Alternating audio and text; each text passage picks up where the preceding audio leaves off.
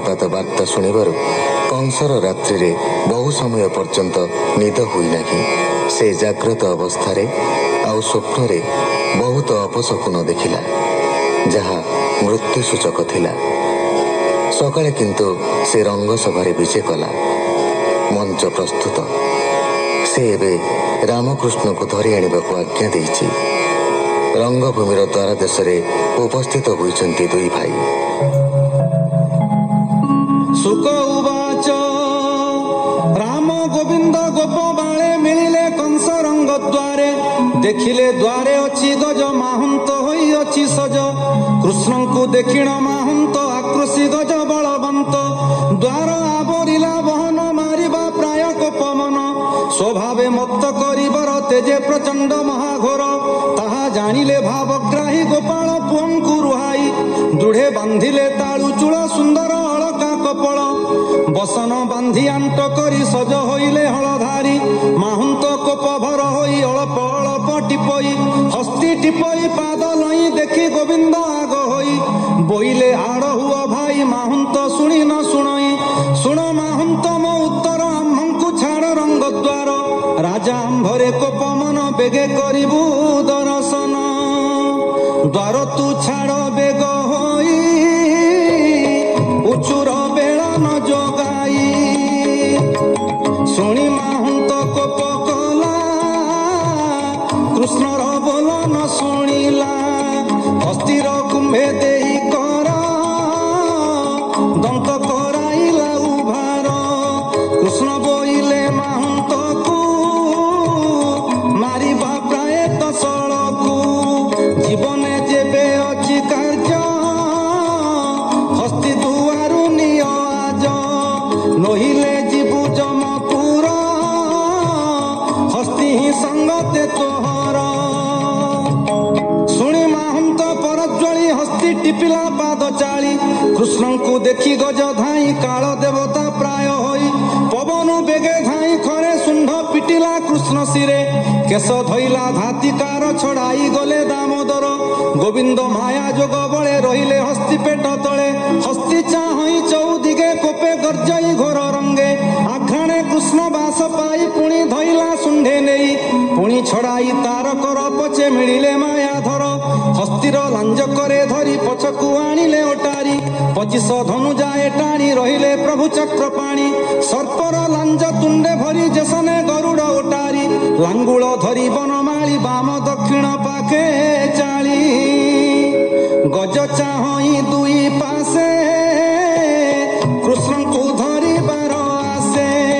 ବସଙ୍କ ଲାଞ୍ଜ ପୋହେ ଧରି, ଯେମନ୍ତେ ହନ୍ତି ଘୁରା ଘୁରି। ଲାଙ୍ଗୁଳ ଛାଡ଼ି ଅତି ଖରେ, ଆଗ ହୋଇଲେ ରୋଷ ଭରେ। ଚାପୁଡ଼େ ମାରି ହସ୍ତି ମୁଣ୍ଡେ, କୃଷ୍ଣ ପଳାନ୍ତି ରାଜଦାଣ୍ଡେ। ପ୍ରଚଣ୍ଡ କୋପେ ଖର ତର, ଦେଖି ଧାଇଲା କରିବର।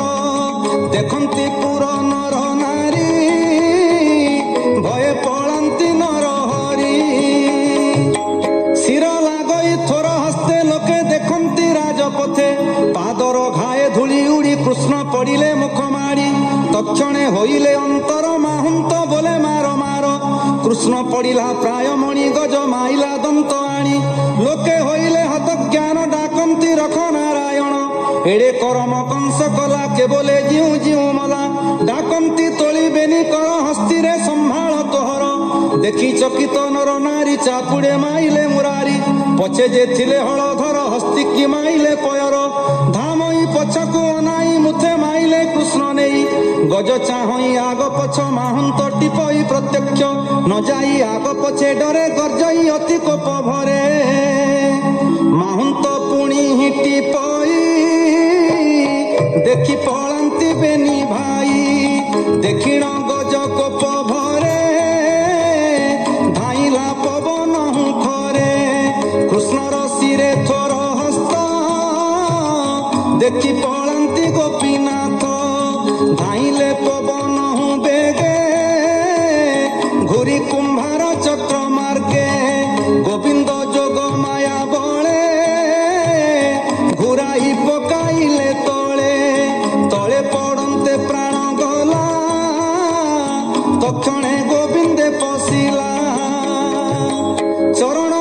গজ মুন্ডে দন্ত ধইলে ভুজ দণ্ডে বেগে উপাড়িবেনি করে পিটিলে মাহুন্ত উপরে মাহুন্ত প্রাণ বেগে গলা জীবন গোবিন্দে পশিলা গোপ কুমরে ছন্তি বেড়ি পশিলে রঙ্গদ্বার মাড়ি কন্ধে পকাই গজ দন্ত মিলিলে রাম গোপীনাথ লোকে পশিলে বଳିଆରେ କେବେগে ଉଠିଲେ ବୃକ୍ଷରେ ମାଲେ ଯେ ଥିଲେ ମଞ୍ଚା ତଳେ ରାମକୃଷ୍ଣଙ୍କୁ ଅନାଇଲେ ବଜ୍ର ପଡ଼ିଲା ପ୍ରାୟ ଦେଖି ଭୟ ବୁଝିଲେ ବେନି ଆଖି ଯେତେ ଅଛନ୍ତି ପୁର ନର ତାହାଙ୍କୁ ଦିଶନ୍ତି ସୁନ୍ଦର କାମିନୀ ଲୋଚନେ ଅନଙ୍ଗ ଗୋପାଳ ପୋଏ ବାଳ ଅଙ୍ଗ ଅସୁର ନୃପତିଙ୍କି କାଳ ମାତା ପିତାଙ୍କୁ ବେନି ବାଳ କଂସକୁ ଦିଶେ ଜନ ପ୍ରାୟ ଜ୍ଞାନୀ ଜନଙ୍କୁ ଜ୍ଞାନମୟ ଯୋଗୀଙ୍କ ନେତ୍ରେ ଜ୍ଞାନ ତତ୍ତ୍ୱ ବୃଷ୍ଣି ବଂଶକୁ ଦୈବତ କଂସ ଚାହିଁଲା ବେନି ଭାଇ ଭୟେ କମ୍ପଇ ତାର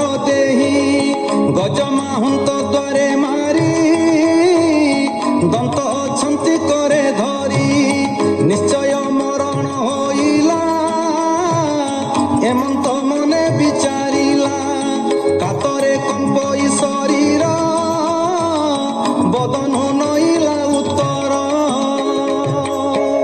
ମଞ୍ଚାରେ ଯେତେ ରାଜା ଗଣେ ଗ୍ରାମ ପାଟଣା ପୁର ଜନେ ହରସ ବସେ ଚକ୍ଷୁ ଫେରି ଦେଖନ୍ତି ରାମ କୃଷ୍ଣ ଦୁଇ ଚୋକର ଦେଖି ଚନ୍ଦ୍ର ଜହ୍ନେ ତେସନେ ପିବନ୍ତି ନୟନେ ମାଲେ ଯେ ଥିଲେ ସଭା ତଳେ କୃଷ୍ଣର ନିକଟେ ମିଳିଲେ ଚାଣୁର ବୀର ଆଗ ହୋଇ ବୋଲଇ କୃଷ୍ଣ ମୁଖ ଚାହିଁ ତୁ ପରା ଥିଲୁ ନନ୍ଦ ଘରେ ରୋହିଣୀ ସୁତ ସଙ୍ଗତରେ ତୁମ୍ଭେ ଯେ ରାମ ବନମାଳି ବୋଲାଓ ବାହୁ ଯୁଦ୍ଧେ ବଳି ରାଜା ତୁମ୍ଭର କଥା ଶୁଣି ଯୁଦ୍ଧର ପାଇଁ ଅଛି ଆଣି ତୁମ୍ଭେ ଯେ ଗୋପାଳଙ୍କ ମେଳେ ଗୋରୁ ଚରା ନଦୀ କୂଳେ ଦେହରେ ଘଷି ରଙ୍ଗ ମାଟି ଲଲାଟେ ଗୁଞ୍ଜରାର ପାଟି ଏକ ଆରକେ ବାହୁ ବଳେ ମାଲ ବିନ୍ଧାଣ କୁତୁହଳେ ବାଳକ କାଳୁ ସାଧୁ ଅଛ ଏବେ ତ ପ୍ରତ୍ୟକ୍ଷ ଦିଶୁଛ ତେଣୁ ତୁମ୍ଭର ସଙ୍ଗେ ଆମ୍ଭେ ବିନ୍ଧାଣ କରିବା ଆରମ୍ଭେ ଯେତେ ଅଛନ୍ତି ରାଜା ଗଣେ ଗ୍ରାମ ପାଟଣା ପୁର ଜନେ ସକଳେ ହୋଇବେ ପ୍ରସନ୍ନ ତୋଷିବା କଂସ ରାଜା